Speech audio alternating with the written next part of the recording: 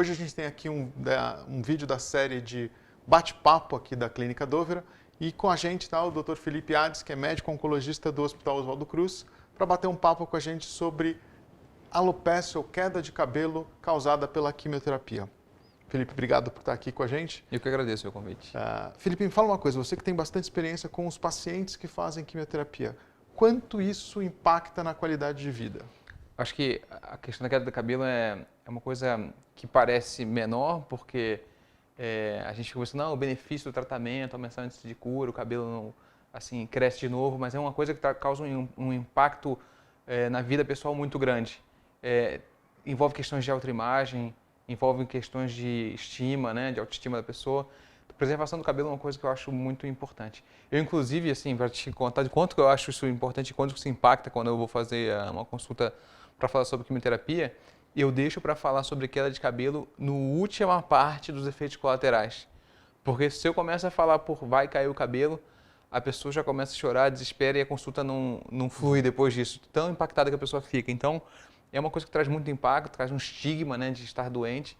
E preservar o cabelo, acho que tem tanto benefício do ponto de vista estético como psicológico para as pessoas. E tem alguns estudos que mostram, inclusive, que algumas pessoas elas se negam a fazer o tratamento oncológico pelo medo de perder o cabelo.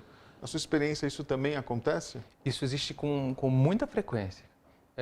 Recentemente tive uma paciente que teve uma recidiva da doença na mesma mama e a gente teria que replicar a quimioterapia, nesse caso, para ela.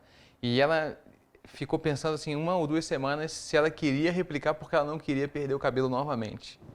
E mesmo sabendo que tinha uma indicação, que era um caso grave, e ela assim, pensou em não fazer. Então chega a esse ponto, né? E eventualmente quando você tem tratamento de doença metastática, que a gente tem algumas opções de tratamento, uma das coisas que a gente põe na balança e as pacientes perguntam é, existe uma possibilidade boa de tratamento que não caia cabelo? Isso sempre está na discussão, sempre está na discussão. E a gente tem, na verdade, as causas, né, de queda de cabelo, elas são variáveis, depende muito da quimioterapia, da escolha da quimioterapia, correto? Dentre as quimioterapias, quais são aquelas que mais causam queda? Então, os esquemas mais intensivos, mais pesados de quimioterapia são os que fazem o cabelo cair com mais frequência, né? Então, para câncer de mama, que eu acho que esse é o tópico que a gente está mais focado aqui, esquemas com aquela quimioterapia que o pessoal chama de quimio vermelha, né? Que são as antraciclinas, né? Então, a antraciclina é um tratamento muito difícil de você manter o cabelo, embora em alguns casos a gente consiga, com perdas parciais, né? Esquemas com docetaxel, que é uma droga que a gente faz também em alta dose a cada 3 semanas, tá? E quando a gente encurta os tratamentos, que a gente chama de dose densa, né? Para aumentar a intensidade do tratamento e aumentar a chance de cura em algumas situações, em vez de fazer a cada 3, a gente faz a cada 2 semanas. Aí fica mais difícil ainda de preservar o cabelo, porque as doses dos tratamentos são muito altas e os intervalos são curtos. Outros esquemas, como Taxol semanal, a quimioterapia branca que o pessoal chama, né? Taxane, a cada semana, a gente consegue até preservar com alguma frequência esse tratamento, né? O cabelo com esse tratamento, porque a gente divide a dose semanalmente, né? Então, a dose final é a mesma, mas como você faz um pouquinho cada semana, isso preserva. E tem a ver também um pouco com o tipo do remédio, né? Tem remédios que duram pouco tempo no sangue. Então, a criopreservação funciona melhor quando você tem remédios que saem rápido do sangue, né? E tem remédios que duram 8, 6 horas, então esses funcionam um pouquinho pior o tratamento.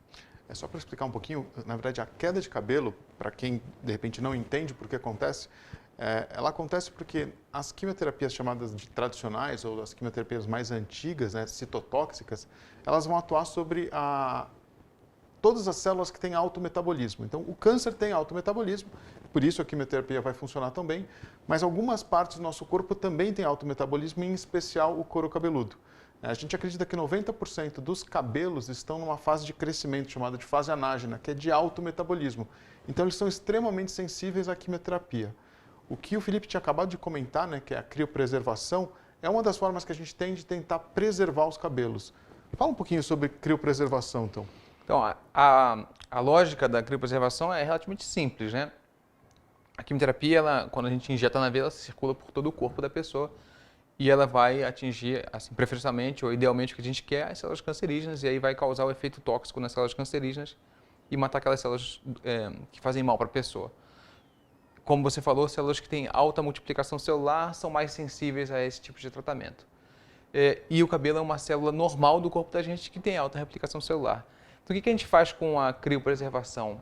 A gente põe uma touca, né? Uma touca que ou circula um fluido gelado ou uma touca de elastogel, tem várias técnicas, mas a ideia é que você faça um resfriamento do couro cabeludo um pouco antes da infusão do tratamento, durante o tratamento e algumas horas depois. O frio ele faz uma vasoconstricção dos vasos sanguíneos, né? Então passa menos sangue no couro cabeludo antes do tratamento, durante o tratamento e aquelas horas depois. Então chega menos quimioterapia no couro cabeludo e aí a gente com isso reduz a queda de cabelo. Obviamente, se a dose for muito alta, não é tão efetivo. Ou se o remédio dura muito tempo no sangue, também não é tão efetivo, porque uma hora você vai ter que tirar aquela touca, né? E aí você ficar 8, 10 horas no sangue, acaba que perde um pouquinho. Mas para quimioterapias, remédios dessa classe de quimioterapia que a gente chama de menos intensivo, a criopreservação é muito eficaz, muito eficaz. A criopreservação, ela, além de reduzir o fluxo sanguíneo na região, ela também reduz o metabolismo da célula. Então, Exatamente. como a quimioterapia vai atuar sobre células de alto metabolismo, se eu consigo reduzir um pouquinho o metabolismo da célula, eu vou preservar as células melhores. A gente vê, na verdade, nos estudos, né, Felipe, que eu tenho uma preservação importante dos cabelos, mas mesmo quando eu não consigo uma preservação total, eu tenho uma diminuição do ritmo de queda. Então ele cai menos e isso vai facilitar o crescimento quando interrompe o tratamento. Isso é super importante. Você vê realmente que quando cai cabelo, cai menos e cai depois. E uma estratégia que eu tenho usado até hoje, por conta disso, é inverter a ordem dos tratamentos. Porque hoje, como é que a gente faz o tratamento para câncer de mama quando a gente usa todos os remédios, né? A gente faz primeiro o bloco de antraciclina, que é a quimioterapia vermelha, que cai muito o cabelo, e depois os taxanes, que cai menos o cabelo. A gente vai nessa ordem simplesmente por uma coisa histórica, né? Primeiro foi desenvolvido o remédio vermelho, depois o branco, né? Primeiro o antraciclina, depois o taxane. O que eu tenho feito quando eu for fazer esses dois remédios? Eu inverto. Eu começo com os taxanes, que cai menos cabelo, e eu preservo o cabelo por aquelas 12 semanas que a gente vai usar o tratamento, e depois eu faço a antraciclina. Então, se cair o cabelo, vai cair só no final do tratamento, senão vai ficar 4, 6 meses sem cabelo, vai ficar 1 mês e pouco. Né? E tem vezes que segura. Eu tive alguns pacientes que seguraram assim, não segura 100%, mas segura 50%, e com uma prótese simples a pessoa consegue ficar com um bom aspecto estético, né? Falando então um pouquinho de outros tratamentos, né? Aí não talvez tanto para quimioterapia do câncer de mama, mas para outras quimioterapias. A gente tem também as terapias-alvo que causam um pouco de queda de cabelo, não tanto quanto as quimioterapias citotóxicas, mas como é que eu consigo evitar a queda de cabelo, especialmente naquelas quimioterapias que são por boca, que eu não tenho um momento de infusão, né? Isso é um pouco mais complicado, né? Porque você não tem muitas técnicas que vão diminuir aquele pico de ação do remédio em cima do folículo piloso, né? Nesses casos, a gente não tem muitas opções. Eu mando, em geral, para colegas especialistas nisso, vocês fazem algumas mágicas lá, dão biotina, às vezes segura o cabelo bem, né? Com algumas vitaminas, mas assim, do ponto de vista... Essa mesma estratégia de criopreservação não funciona. O que a gente vê, na verdade, de terapia-alvo é que difícil... A chance de queda é menor, depende muito de cada droga, lógico, mas a chance de queda é menor. E a gente tem alguns recursos que a gente pode usar. Minoxidil, que é um estimulador de crescimento, ele ajuda, talvez não cair muito, mas ele acelera a recuperação daquele cabelo, então o período de alopécia é menor, então funciona, mas de fato a criopreservação acaba não funcionando. E falar um pouquinho ainda de câncer de mama, das terapias hormonais, que também podem causar alopécia. Quanto isso impacta, e aí assim a terapia hormonal ela é mais longa, né? E quanto isso impacta o tratamento e qual é essa chance de alopécia, né? A gente vê muito pouco queda de cabelo com tratamento hormonal, né? E aí a queda de cabelo vai ser basicamente pela ausência de estímulo dos hormônios nos folículos pilosos, né? Que talvez seja o motivo da queda de cabelo nas pessoas mais idosas, né? Então, eu também não tenho muito papel nesse momento, né? E eu vou normalmente encaminhar para um dermatologista que conheça bem essa parte de alopécia, que é uma parte difícil da dermatologia. E eu imagino, e pelo que eu vejo das minhas pacientes, é que seja um tratamento semelhante ao que se faça para mulheres na pós-menopausa, essa queda de cabelo da pessoa idosa. Na verdade, a alopécia por tratamento hormonal, ela acaba funcionando muito como uma alopécia androgenética comum da mulher. Sim. Mesmo o padrão de queda de cabelo é muito parecido, mas eu queria entender assim, quanto isso de fato impacta. Então, você não vê muito, não é uma coisa tão comum. Não, isso não é uma queixa muito comum. Porque o tratamento hormonal é longo, né? É de 5 a 10 anos hoje, né? Alguns pacientes eu sigo mais tempo. Eventualmente as pessoas se queixam disso, mas não é uma queixa maior nesse momento, né? A queda Talvez porque essa pessoa passa por quimioterapia antes e tem uma queda tão intensa, essa queda depois do tratamento às vezes não é muito impactante. Isso é em geral, mais impactante quando a pessoa não faz químio, né? E aí você começa o tratamento hormonal e qualquer pequena queda... Eu lembro bem de uma paciente que reclamava muito do cabelo para mim. E eu acho que não era culpa minha, porque ela não estava fazendo nenhuma... Só questões normais da idade. Exato. Essa senhorinha ela reclamava de tudo. Tudo que acontecia com ela era culpa minha. Eu falei, olha, isso aí, né? Tomava metformina, tinha diarreia. Eu falei, ó, isso é com endócrino, não é minha culpa, não.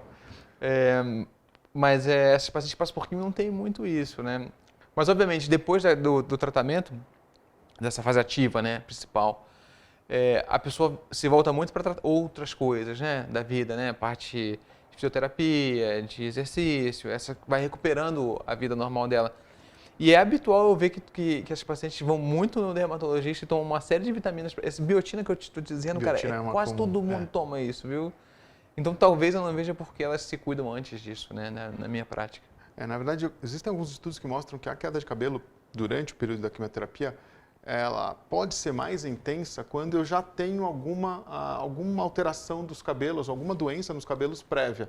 Seja qual for, uma alopecia areata, uma alopecia androgenética. Então, é interessante também ter uma avaliação com um dermatologista que entenda de cabelos inicialmente, para que você consiga lidar com essa outra doença que pode atrapalhar, para que a queda de cabelos durante a quimioterapia seja menor, ou eventualmente a queda de cabelos durante o período de tratamento hormonal seja menor, e com isso você tenha uma qualidade de vida melhor. E deixa eu só te... uma coisa que eu lembrei aqui agora, que aconteceu recentemente comigo, né? A gente fica muitas das vezes botando a culpa de tudo nos tratamentos que você está fazendo, e por isso é importante a gente ter um especialista nessa parte de cabelos e unhas, né? Tinha um paciente que estava com queda de cabelo intensa, realmente. E aí eu mandei no especialista e ele fez uma análise completa e era uma discreta alteração da função tiroidiana, subclínica. Sabe, ela não sentia nada, ela tomava o hormônio tireoide, só que teve que adaptar. Adaptou, parou. Então, é muito importante a gente não achar que, olha, tudo isso mesmo, é normal, câncer, né? E toca a vida. Não, é importante fazer essa avaliação com a pessoa que saiba o que está fazendo, né? Porque tem muitas causas possíveis e tem muitas causas solúveis, né, dessa alopecia. Acho que a última coisa que é importante aqui a gente comentar é o cuidado com terapias inovadoras ou terapias que são divulgadas em rede social, internet, e que não são, às vezes, testadas para a parte oncológica, né? Então, a gente tem várias terapias que, às vezes, para outras causas de alopecia, de queda de cabelo, funcionam, mas que, como elas nunca foram testadas na parte de oncologia, você não sabe o risco que ela tem de piorar o prognóstico do câncer. E a gente acaba vendo muito em grupos de internet, grupos de WhatsApp, faz isso, faz aquilo, aquela dica do amigo que nem sempre é segura de fazer. Você tem alguma experiência com isso? Olha, isso é muito frequente. Em oncologia é uma coisa assim, porque sempre tem alguém que vai dizer, toma uma garrafada, uma planta, alguma coisa específica, um chá, não sei o quê. E eu perco bastante tempo até nas consultas para não tomar nada sem eu saber, porque as coisas interferem umas com as outras. Eventualmente tem, mas é uma planta e tal, mas em plantas tem princípios ativos que podem ser não ativos contra a doença, mas assim, que forçam o seu fígado a trabalhar para detoxificar aquela substância, e aí você junta com a químio, e aí a enzima hepática vai para o alto.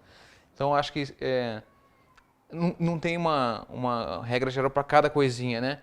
Mas eu acho que tem uma atitude geral para cada coisa, que assim, achou interessante, qualquer coisa que a gente falou, não toma e leva para o seu médico, conversa com o seu médico, sabe? Porque cada hora parece uma coisa nova e é uma confusão de coisas. Então, leva para o seu médico, que aí ele vai avaliar o seu caso especificamente e ver se aquilo é seguro ou não é seguro. Mas, na maior parte das vezes, eu não deixo tomar nada. Não, acho que essa talvez seja justamente a parte mais importante desse bate-papo. Conversa com o seu médico, com o seu oncologista, pergunta para ele o que pode ser feito, o que não pode ser feito, deixe que ele faça também as orientações de encaminhamento para um especialista, mas não faça porque a vizinha indicou, porque a amiga indicou, porque você pode acabar prejudicando o tratamento do seu câncer e diminuindo a chance de cura do câncer. Certamente, certamente. Acho que é isso. Felipe, obrigado por esse bate-papo. Eu agradeço. Quem tiver alguma dúvida, pode mandar e-mail para a gente, contato@dovera.com.br. Até o próximo vídeo.